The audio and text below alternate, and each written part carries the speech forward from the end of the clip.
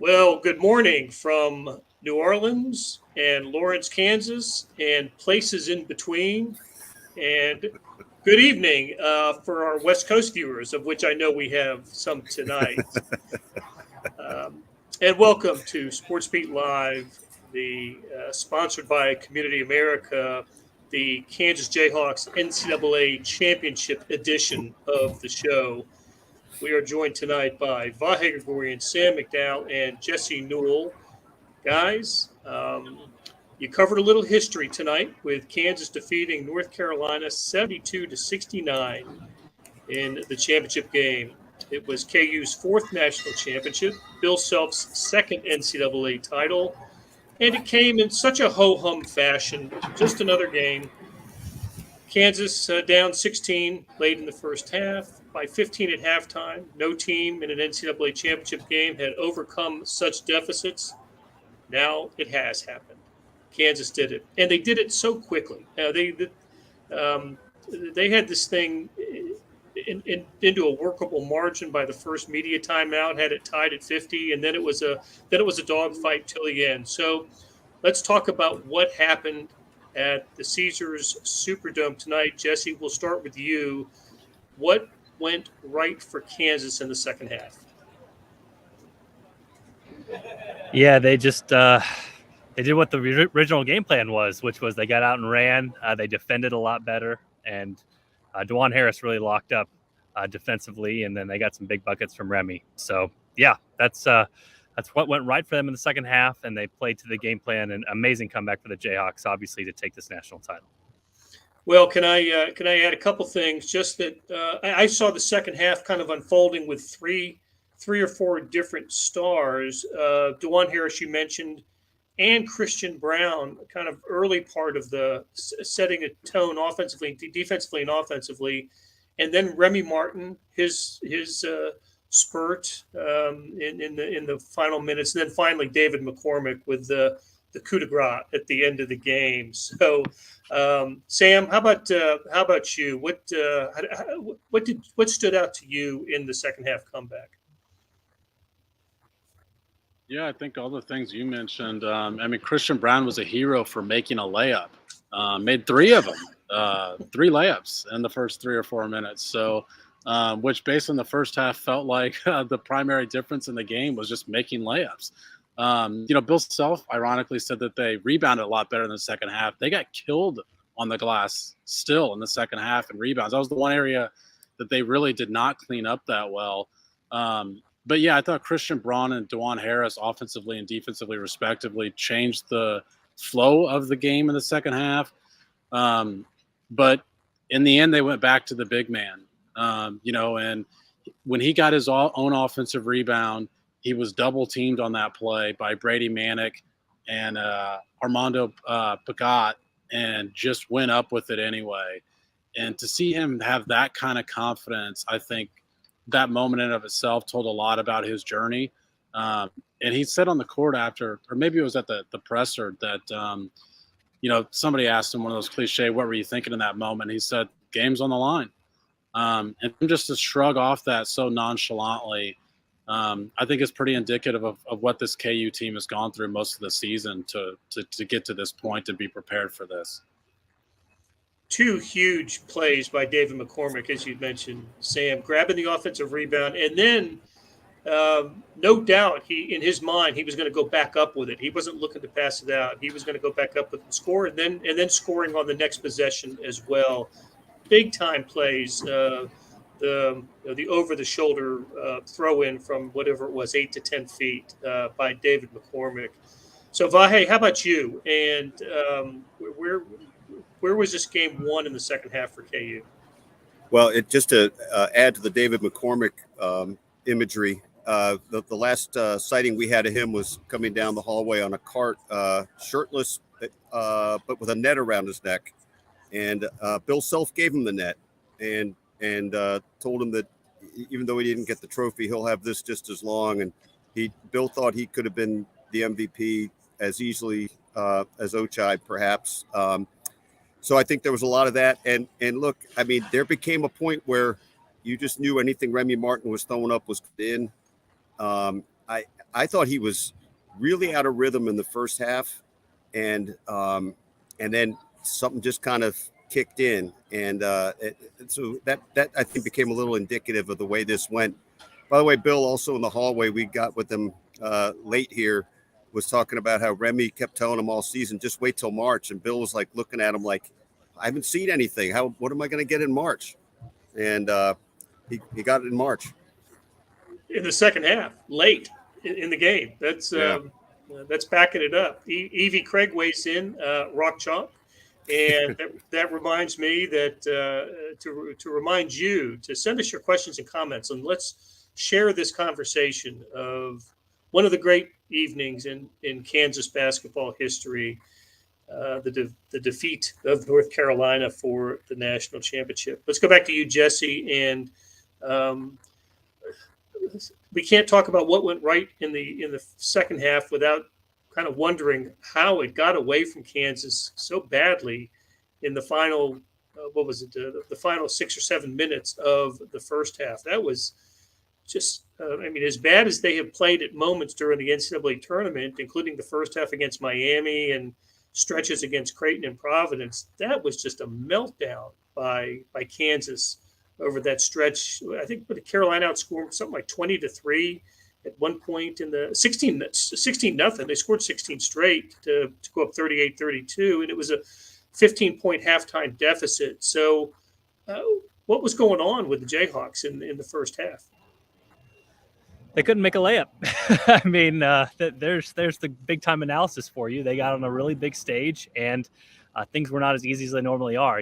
North Carolina is a team that kind of tries to keep you away from the rim. They try to force you into mid-range, and they did that some, but Kansas actually did a really good job of getting to the rim. They just couldn't make anything, and I thought Jalen Wilson in particular, I just couldn't get anything to go down. Christian Brown seemed kind of uncomfortable inside. He was getting some shots blocked, but you add that to some of the defensive issues. I thought, for as much as they got together in the second half, I thought KU fractured a little bit in the first half. You kind of saw guys looking at each other, defensively trying to do too much, some bad rotations. I thought a really key play that got them behind was Jalen Wilson. It was an illegal screen by Baycott to kind of shield him off, but instead of trying to fight through it, Jalen Wilson kind of did one of these flop thingies to try to draw a whistle and left Brady Manick wide open. And again, knowing Bill Self, the way I know Bill Self, and I also saw a tweet from Jabari Traylor saying the same thing, like there's a time and a place for a flop. For Bill Self, there's not really many good times for it, but in the national championship game when Brady Manick is about to shoot a three, that's a really bad time for a flop. And so I thought Kansas in that moment was sort of getting out-toughed or outplayed or not playing to their ability in that particular moment. And then, the rebounding was just crazy. KU was sort of going through there and not limiting dribble penetration and then not rotation rebounding. And Carolina was getting whatever it wanted on the glass, getting fouled, all those sorts of things. But again, more than anything, it looked like to me Kansas couldn't make a layup, and they were just nervous. They were just not playing to their ability there. And that's what halftime, it didn't seem like a likely comeback for Kansas, but you could see a path. And what I did mention then was, like, if they were down 15 to Villanova, the way that Villanova slows it down and plays is comfortable playing slow, I'm sorry, it's game over. But if you're down 15 to North Carolina, they got to run. That's what they do, and they're not an amazing defensive team. So even though it looked grim at halftime, that's still what I tweeted out was like, hey, there's a path to a Kansas comeback based off how North Carolina plays. And we saw, man, KU really had it come together early in that second half and got right back in the game immediately. All right, Sam, were you confident that Kansas was going to come back and win this thing? I wasn't, because I thought when you looked at the halftime numbers, Carolina didn't shoot it well in the first half. I think they shot 36% in the first half. They were only 3 for 11 from three. And so I thought, well, this wasn't exactly the formula that you anticipated for the upset. And I thought the main thing that was killing the layups, as Jesse and I have already mentioned. But the thing I didn't think they would turn around was the rebound. North Carolina has only lost the rebounding battle 3 times all year. And I thought that was killing KU as much as anything, turning that aspect of the game around. And therefore, I didn't really think that, they'd be able to catch up or make up a difference in 15 points. And by the way, they did it in 9 minutes and 52 seconds. It didn't take the entire second half. We've seen these like KU tournament games. Usually it's the ones that they lose, where they spend the whole second half coming back. And it was before the second half was even half expired, but by the time they had completed this comeback. All right. So, what was the column at halftime, Vahe? What's going around? What Nothing. Do you He had nothing. I'm sorry to interrupt, Vahe, but I have to say that he came by my desk and just said, "Well, I'm screwed." I didn't say so that's not what I said. Well, I said it much more crassly. It is after 1 o'clock, so I don't know if I could have said it. I almost did. We can go Christian Brown here, right? Can't we call Christian Brown on Community America? SportsBeat Live After Dark. I mean, that's right, right? That's what would Sam Mellinger do? Well, I want to clarify one thing though. I used saltier language, and so I didn't say me. I said we. I said we. You did say are. we. It's a team. And he was right. It was both of us. But let me say this. I did feel like that because it's all about us in these moments. But the thing that I thought was interesting at halftime was I couldn't tell with the body language if they were like just flattened or just completely unfazed. And it turns out they were completely unfazed because it did not look like a droop and hang your head, we're toast kind of demeanor going off the court. Obviously, it was going to take something. It's funny. You guys made me think about this, but they came back so fast. It was a little bit like the Chiefs overtaking the Texans in the first half. By the end of the first half, when they were down 24-0. I mean, it was a non-issue. I mean, minutes into the second half, and I asked Bill. We got him on the court, and I said, "So were you actually calm?" And he said, "Yeah, I really was, except for when they got back down. Then he wasn't so calm." Okay, so a Hall of Fame moment at halftime for Vahe and Sam Jesse as they talked it out. And speaking of the Chiefs, let's hear what Patrick Mahomes has to say about Community America. In KC, unbelievable things happen every day.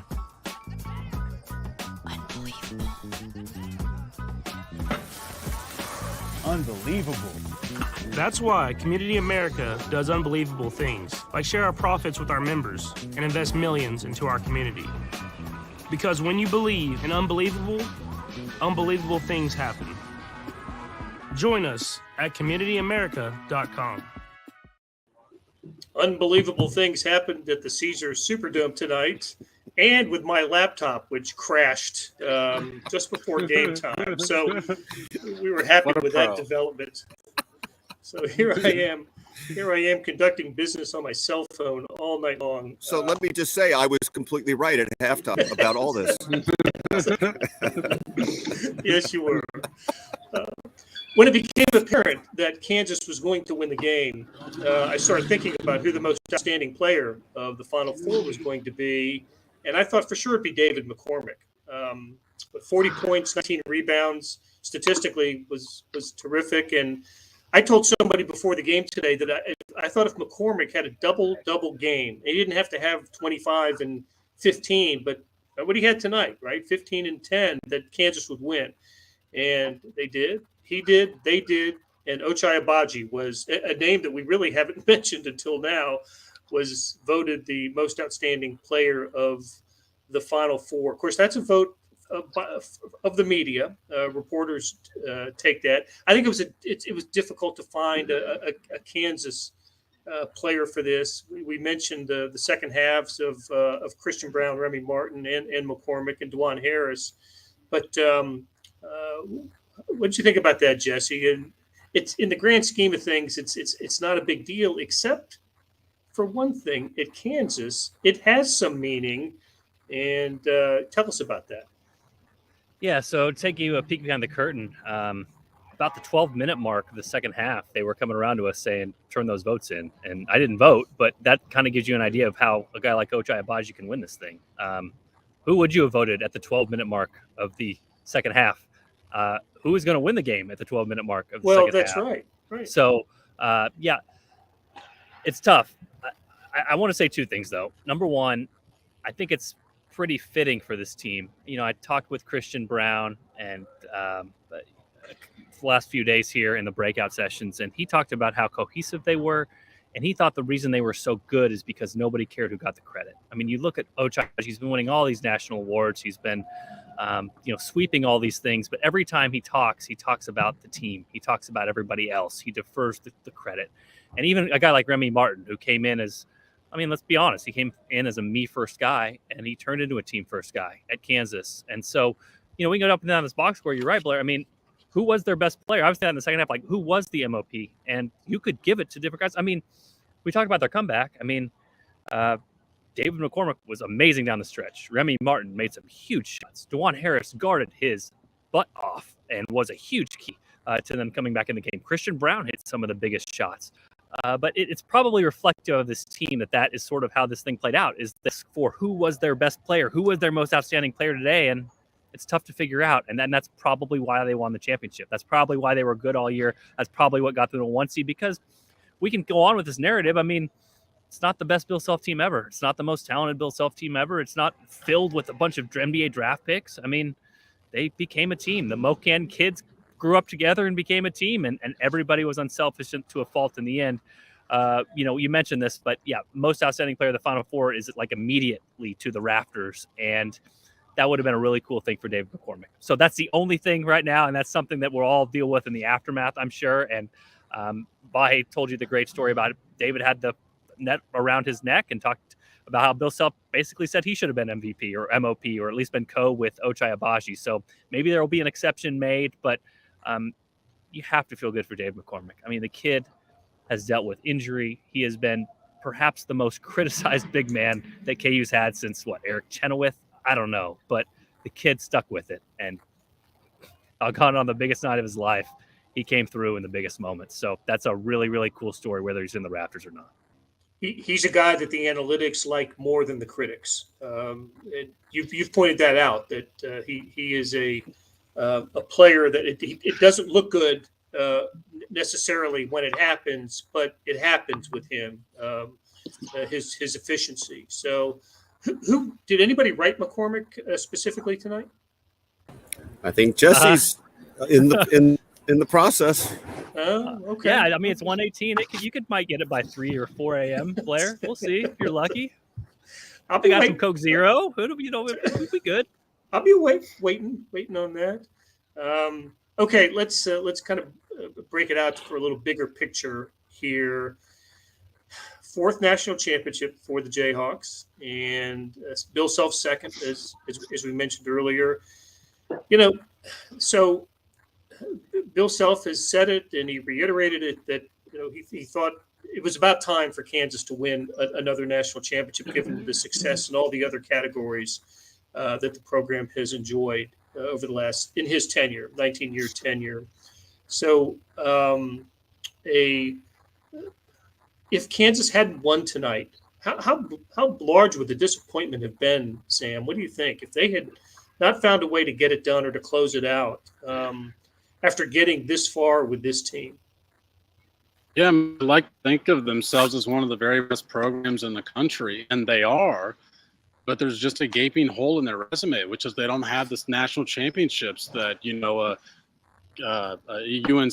UCLA, Kentucky, Duke, Kentucky, that those types of teams have. So, it's been one of Bill Self's more candid moments, I think, over the weekend, of just continually saying, and it dates back to last week, he was saying this, that they got to get another one to catch up to these guys. And I'd keep saying it, they've had too many spins of the wheel to only have one. They've been a 4 seed or better every year that Self has been at Kansas.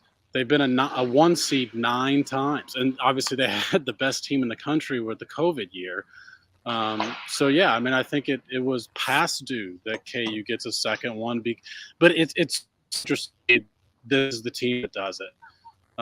Because Self might have said tonight this team can play with any of the other teams he's had at Kansas, but that's not the case. They're not as talented as other teams that he's had here, other teams that have not won national titles. But that's also why I think this has been Bill Self's best coaching job, because there's not a top 25 recruit on this team. This team throughout the season was ranked outside of the top 5 15 straight weeks. Or 5th or worse, 15 straight weeks. That's not just by Jesse Newell's poll either. That was actually in the AP poll. So this was not a team of significant talent like I think we've thought that Bill Self has coached in the past.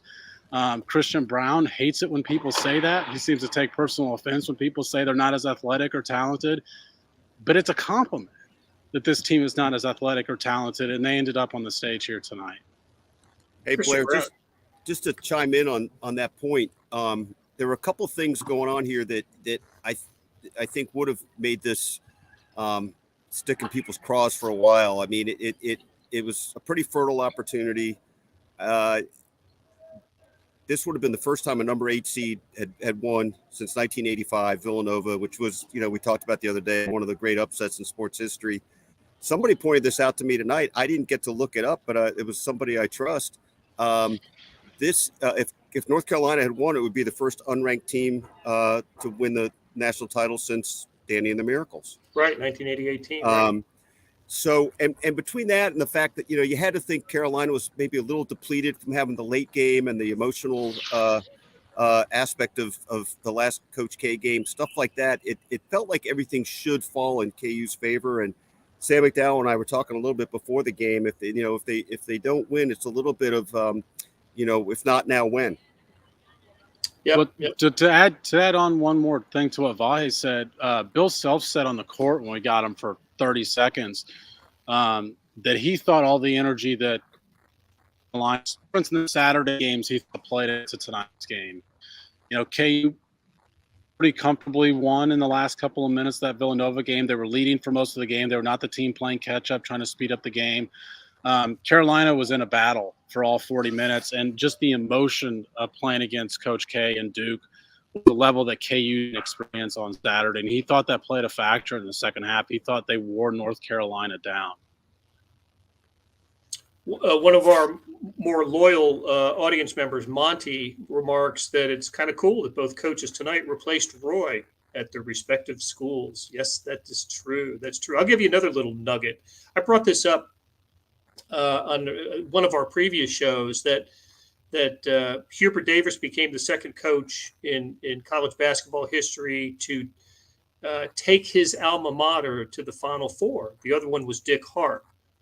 So what did those coaches do in their first years as a head coach? They took their teams to the national championship game, and Dick Harp lost to North Carolina in a thriller, and Hubert Davis loses to Kansas in a thriller. So talk about some cross connections between the two programs. Jesse, let's begin to wind it down so you guys can try to meet the 4 a.m. Media shuttle. How many? Kansas brought 7 to the podium after the game. The starters plus Mitch Lightfoot and Remy Martin. Mitch Lightfoot, I don't think will be back for his 14th season. So who does come back for Kansas next year? Yeah, it's a good question. Probably the questions are the ones that didn't play that much this season, whether the transfer is going to happen. But, David McCormack's out, Remy Martin's out, Mitch Lightfoot's out. But, a guy like Christian Brown's probably out as well. So probably the swing guy is Jalen Wilson. That's the one who will probably have the biggest decision to make. He just declared last year and tested the waters. So he'll be the one potentially with this Final Four run that, could national championship run could get a little bit more interest than he would otherwise. But outside of that, DeJuan Harris is back. And like I said, some of those freshmen, like a Zach Clements, that's a really big piece, even though he didn't play that much down the stretch here. And then they have an amazing recruiting class coming in. Grady Dick has shot way up the rankings, the Gatorade National Player of the Year. They've got other guys behind him as well. So kind of a reload situation for Kansas next season. And you add that to the pieces they have. And then even guys like Joseph Yesef, who, if they stick around, you would think have greater roles. And, Bill Self should have a nice roster again next year. And that's a positive. And that's kind of what Kansas is these days. I mean, what sort of Bill Self has done with the program is always kept it here. You know what I mean? It's always in that 1-2 seed level, but this has been the breakthrough. And I'll cite the Sam McDowell stat, which is kind of amazing to me. And every time I hear it, which is with the recent retirement of Coach K, 2 or 3 active coaches now with 2 national titles, Jay Wright, Rick Pitino, and Bill Self. And Rick Pitino, one of his got vacated. So you can either say it's 2 or 3, but it's amazing how the narrative flips now. It goes from Bill Self, like Sam was talking about, the biggest hole on his resume, the can't miss hole on the resume is the national titles, to, hey, you're in really exclusive company when it comes to active coaches. So it's amazing what one night can do and one comeback can do. And then that's what Kansas got accomplished tonight. And that's what Bill Self got accomplished tonight. So to the victors go the spoils. This was a special season for Kansas, and they took advantage of every break that they got. And how about the Big 12? Second straight national championship for the conference. Baylor last year, Kansas this year. And, of course, 3 tournaments ago, Texas Tech went into overtime before falling in the national championship game. And it's 4 straight Final Four appearances for the Big 12. This is absolutely the high water mark for Big 12 basketball. All right. For Jesse Newell, for Vahe Gregorian, Sam McDowell, and let's credit Gary Bedore, Taylor Eldridge, everybody who produced great content for KansasCity.com and the Kansas City Star in New Orleans. Great stuff, guys. Really enjoyed the discussions and all the terrific copy that you produced. And big thanks to Monty Davis, our producer, and to Community America, our sponsor. We'll take it out, Monty. Thanks, guys, and safe travels home.